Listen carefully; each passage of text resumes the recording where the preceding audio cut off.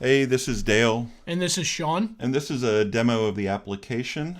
What we're seeing here is the simulator for the iPhone 7 Plus.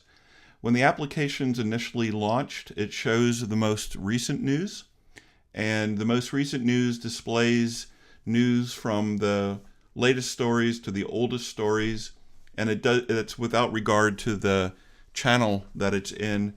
The channel is listed here at the top of each item.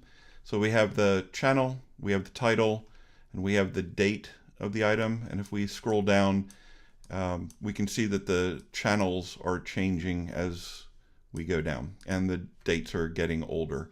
If we go to this icon, we're able to select from the most recent news, which is where we're starting, to the To the all news. all news. So if we go to all news, then the news is listed in categories or in the channels. And currently we are not date sorting these, but we will be here very soon, so that in each channel, the news stories will be newest to oldest. Should also point out that there are channels here that are going away because Alejandro gave us a list of the channels we want to display in the order we want to display them in. We haven't made that change yet. And then we have favorites, and favorites are selected by taking one of these items. Let's go here and sliding the cell to the left and saying that we want to keep it. So we're going to select a couple of them here. And then if we go to favorites, it displays those. If we want to remove one from favorites, we can always slide the cell and say we don't want to keep it anymore. Let's select a news story here and take a look at it. This is the channel it's occurring in, the title, a picture, the date, and the author. Now, this area here is about to change. The stories actually have embedded within them the author, rather than the author being provided to us separately. So we're having to actually parse the stories, and there's a little bit of an issue with some of the stories of authors embedded in, some don't. But we're going to be working on that. And the empty white space here is because the stories as we get them contain references to images, and what's being left behind when we remove the image is some extra tags that are creating white space, and we're going to be removing that. But the user could scroll down and view the content of the story. So below that, below favorites, you actually see each of the categories, and if you select one, all of those are actually stories displayed, are the ones in the category itself.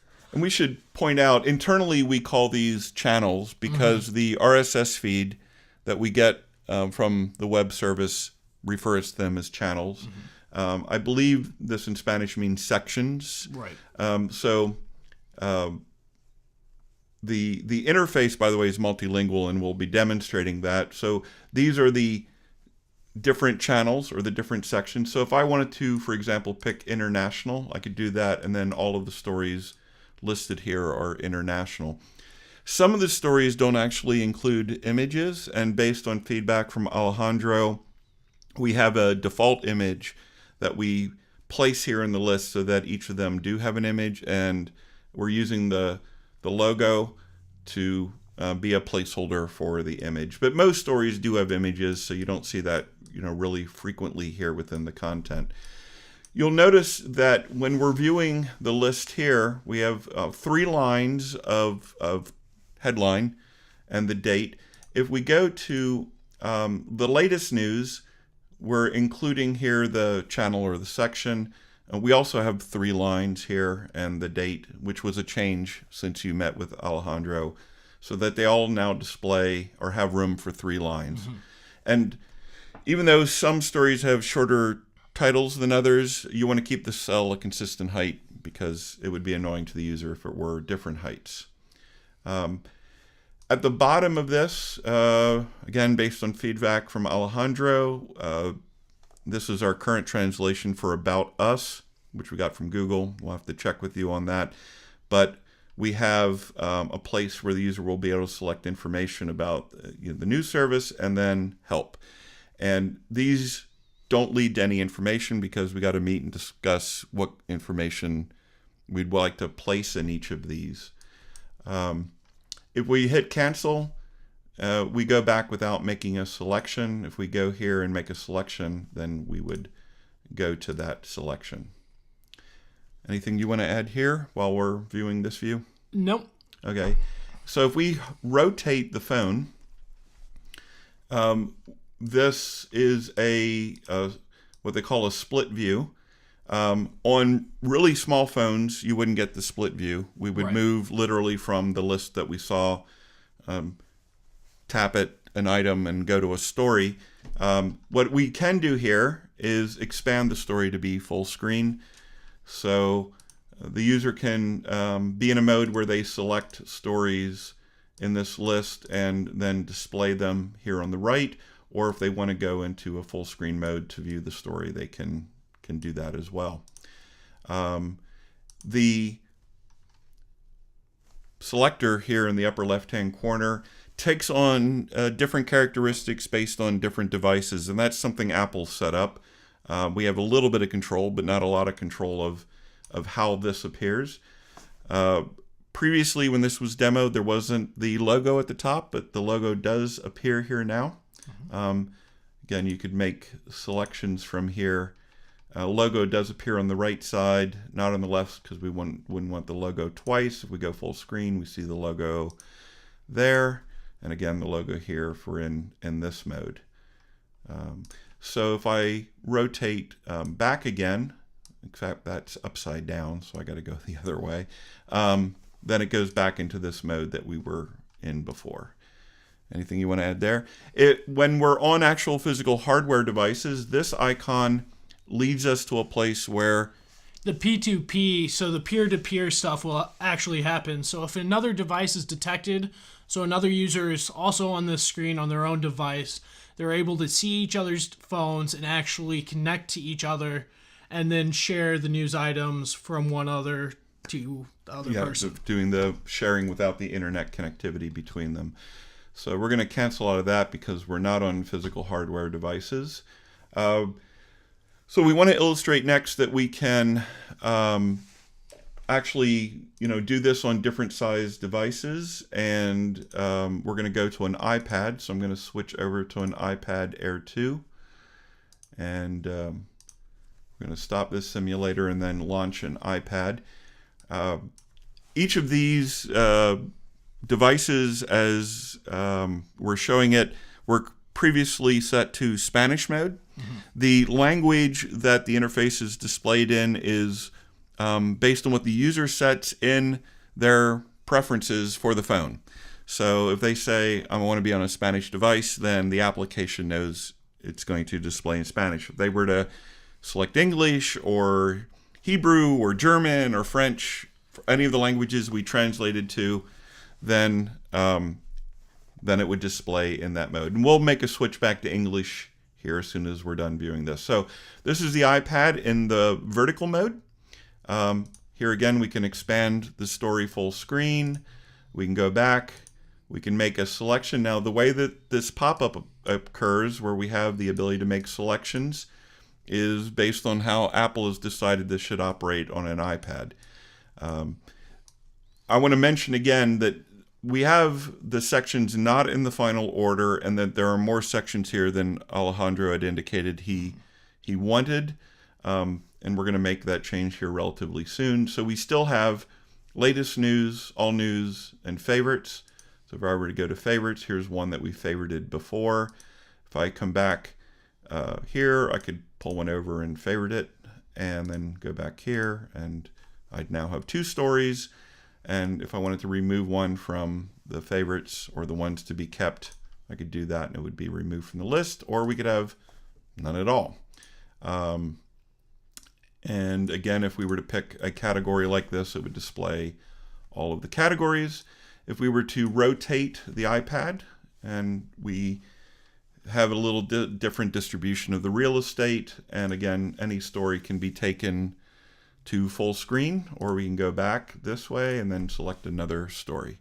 Not my favorite topic, by the way. Nope. So anything you want to add? No, that's pretty much sums it up. Mind you, the different devices show different views, respectively, based on what Apple prefers. We do have an icon now for the application, so I'm going to show you that. That's this icon right here. And let's now switch to a different language. So we go to the control panel. We choose language and region. It's currently set to Spanish. We can switch back to English. Again, this is telling the device, the iPod or the iPhone, what language to be set in. And then if once we've set that, we can come back to home here, find the application, launch it again, and now we see that the options and the buttons are in English. I think that's pretty much it. There were a couple of other changes. Previously, the section name at the top of the story was not bolded, and we're bolding it now. Alejandro had indicated we'd like the author followed by the date. Again, the author is currently embedded in the story, so right now we're putting the section, the headline title, because that's separate information, the image, because that's separate. Because the author's in the story right now, we're putting the date before it, because it's going to require us to parse the author out of the story if it exists, which means the stories are going to have to be consistent in having an author or having us being able to identify the author, which isn't the case right now. But we are bolding that, and we are displaying the date there. And keep in mind that we also talked about removing 14ymedio from in front of each category name. Right, forgot that. So yes, the 14ymedio will be removed from them. Right now we're taking what we're getting from the news server, and the news server is taking what it gets from the RSS feeds. So we're basically passing it through. It means that we're going to have to do a specialized case specifically for this feed. And Sean has actually changed the iOS project to have different targets now. So if we do news applications for different clients, like if we do the Africa thing, we will have one code base but different variations, and the variations can then have some specifics of their implementation set in them. So we had date here. The other thing was we're going to send you a list of the localizations. So this right now is the set of things in the interface or words that we have to display. So that's on the left. This is what we use as what we call our keys. So we refer to them in our code as this, and then here is how they are translated. A few of them were feedback from Alejandro. The rest of them came from Google Translate. If you don't like any of them, we're going to send you a list of this actual set of text. You just tell us what to put there. It takes 10 seconds to do a build based on new translations. And we have submitted through Sean's account, developer account, the ability to do a external beta testing.